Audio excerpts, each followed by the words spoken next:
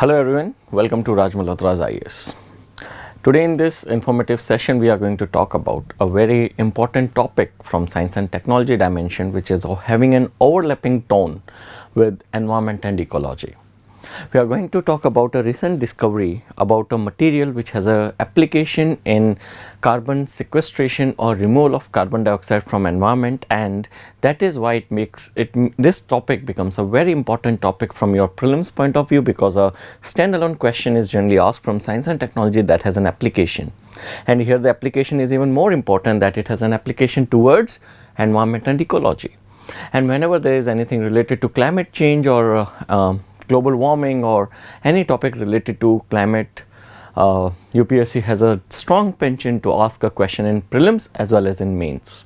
The topic that we are going to talk about today is known as the porous liquids, which was first discovered, or the paper about porous liquid was first published in the year 2015 as well as 16, and it involves involvement of great scientists from United Kingdom as well as autonomous and self-development in India. So we are going to talk about the concept that is porous liquid.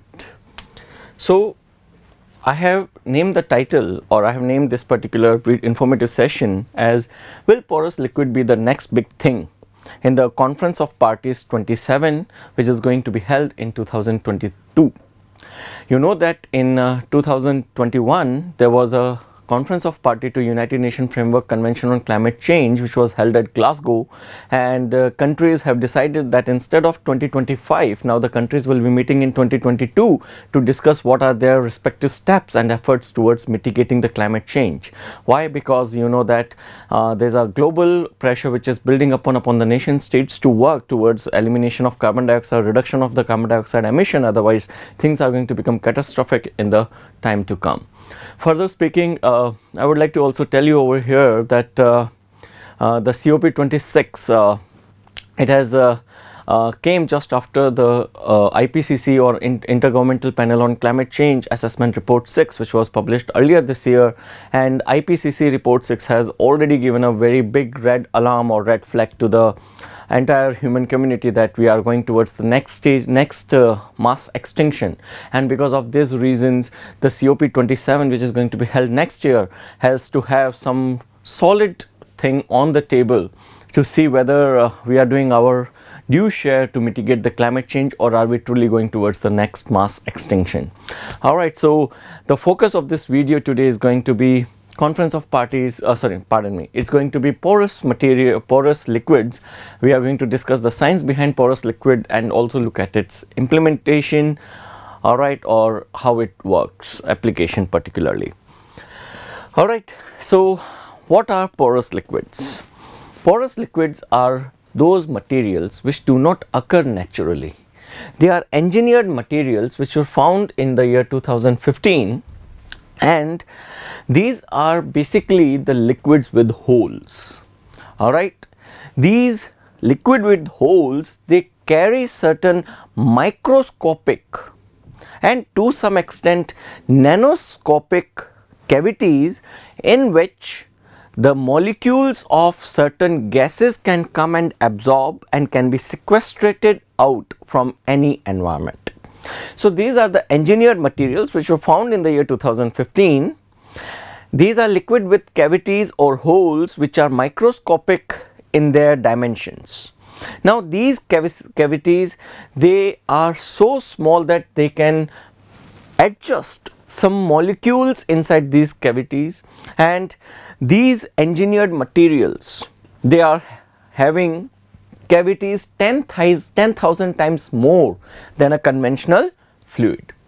In a conventional fluid, if there is one cavity, then in the engineered liquid, porous liquids, the number of cavities will be 10,000. And we are discussing this particular topic because of James Stewart, who is credited with the discovery of porous materials. All right, now how porous materials work. Now you know that the porous materials, they are having certain pores which are there. So think about this way, that this is the liquid, and inside the liquid there are pores or some cavities which are present, such that these cavities can take up some of the gases from the environment and fix them into these cavities, all right. And then once these carbon dioxide or any kind of gas that you want to eliminate from the environment, you can go for capturing these gases into these pores, and then you go for sequestrating them out. This method of neutralizing of the carbon dioxide in these pores will be discussed later in the lecture. Alright, so basically the simple or mechanism is very simple, that there are liquids which have been engineered in such a manner that they have microscopic cavities in which the disastrous molecules from the environment can be absorbed, alright, and then they can be treated and removed. The very beautiful characteristics of the porous liquids is the capability that they can be tuned or programmed for a particular gas. They can be tuned or programmed for a particular gas.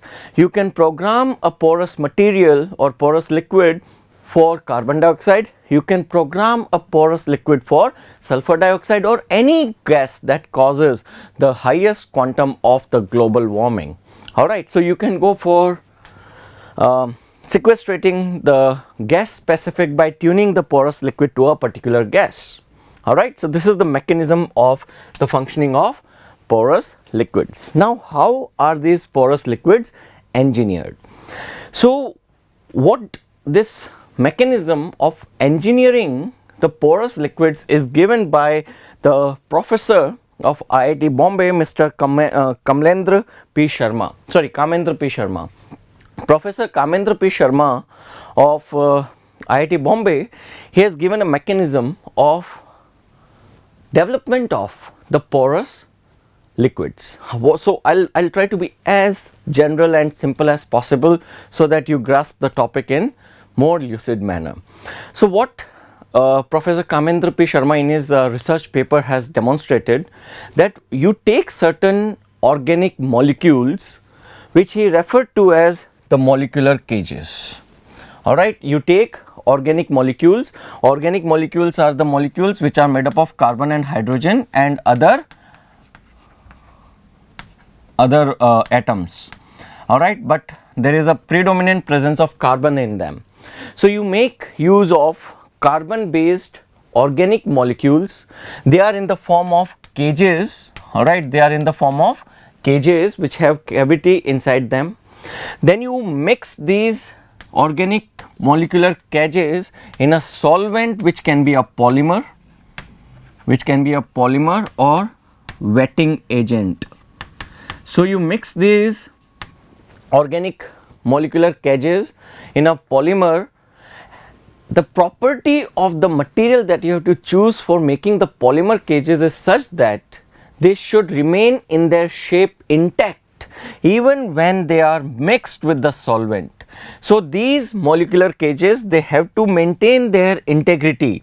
Alright, these molecular cages, they have to maintain their integrity even when they are mixed in the solvent. So what Professor Kamendra P. Sharma has used, he has used the molecular cages as the silica nanorods, alright, the nanorods or the you can say unidimensional, not unidimensional per se, the 2D nanomaterial made up of silica.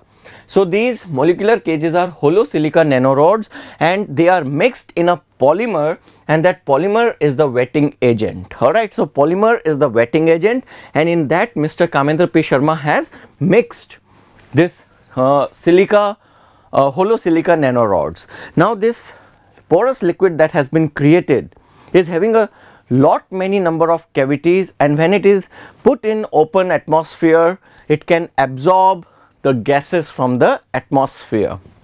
Alright, let us go ahead. If you look at this infographic, this shows that you can see this is your silica, hollow silica nanorod.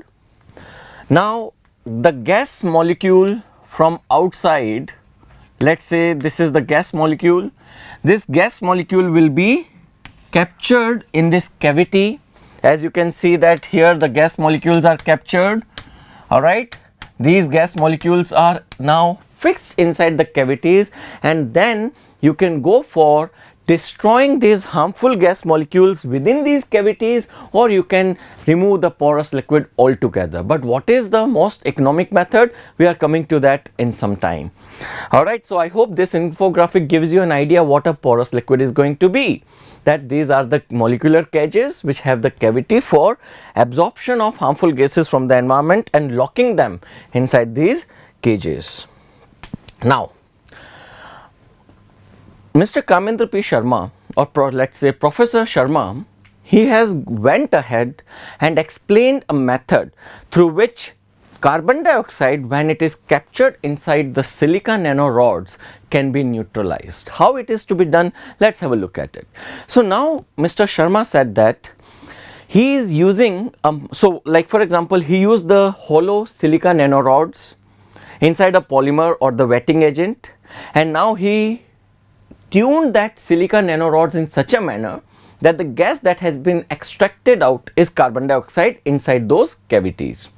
Now Professor Sharma is using a mix of an enzyme which is known as the BCA enzyme, or bioconjugated carbonic anhydrase enzyme, with a mix of calcium chloride, and he is putting this mix of BCA and calcium chloride inside that porous liquid.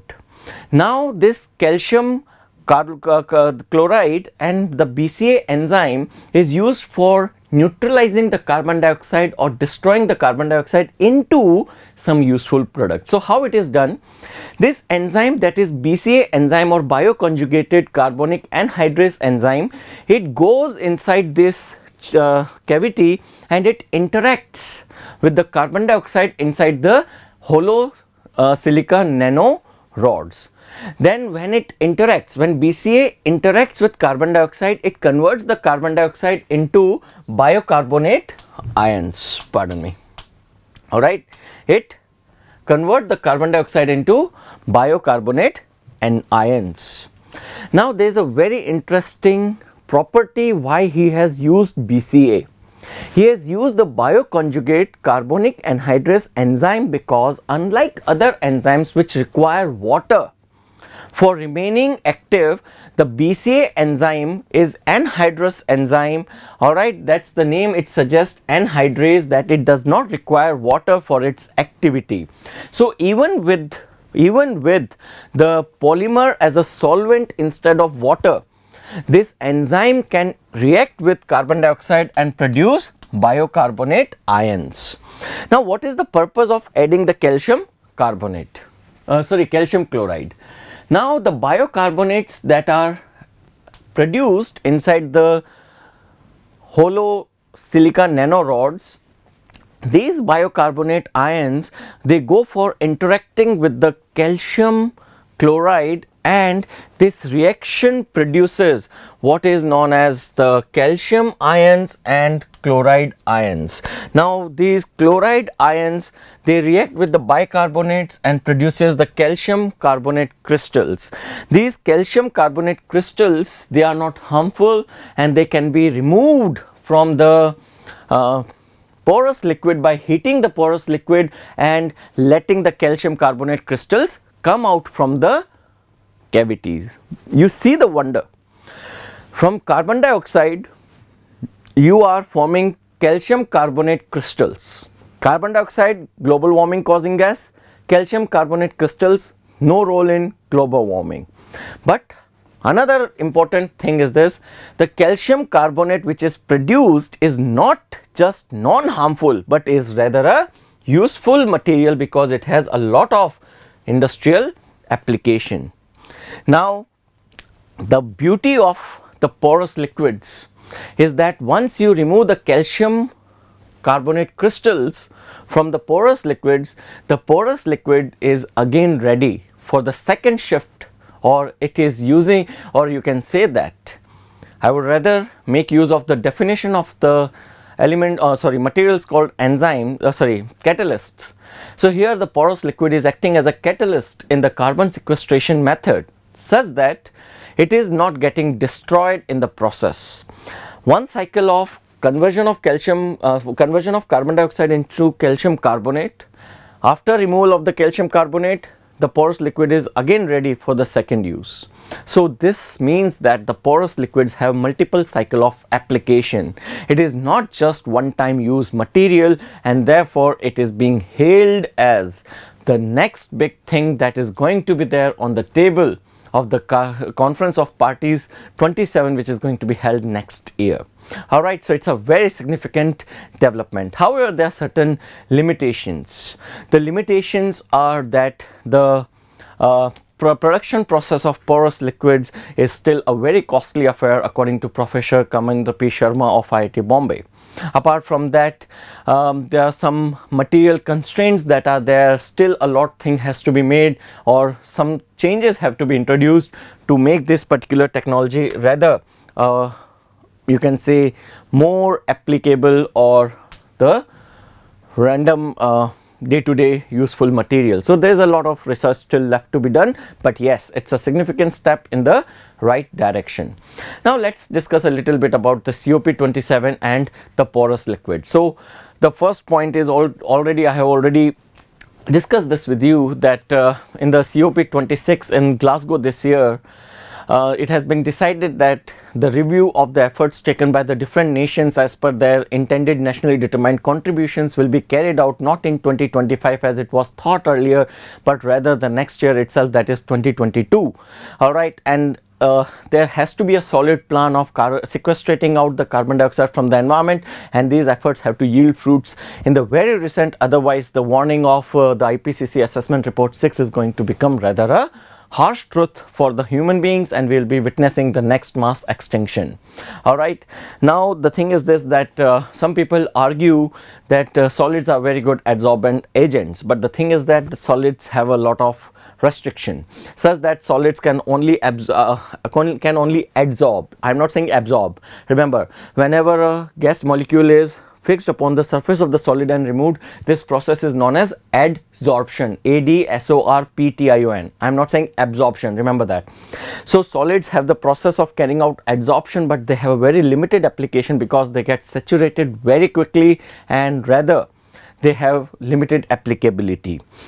The conventional liquids, they do not have a lot of cavity available to fuse the gas inside it, but now the porous liquids are the next big thing and the next big answer to the COP27, as well as the questions that have been raised in the IPCC assessment report 6 as well as the Glasgow COP26. So yes, porous liquids are the next big thing. Thank you. Thanks to James Stewart as well as Professor Kamendra P. Sharma of IIT Bombay, that they have made a very significant discovery which is going to be a game changer, which has a potential to be a game changer in the near future. So I hope that it was a good learning session for all of you, and you are sure to face one question certainly, according to me, in your prelims 2022, or you are going to face a question in mains 2021 or mains 2022 to come. Alright, so with this I'll close the session. I'll come again with some wonderful topics related to science, technology, ethics, social issues. You'll find me on this channel, and keep tuned, be prepared, keep preparing hard, and achieve your dreams. With this I'll conclude the session. Thank you very much. Have a great day ahead. Take care. Bye.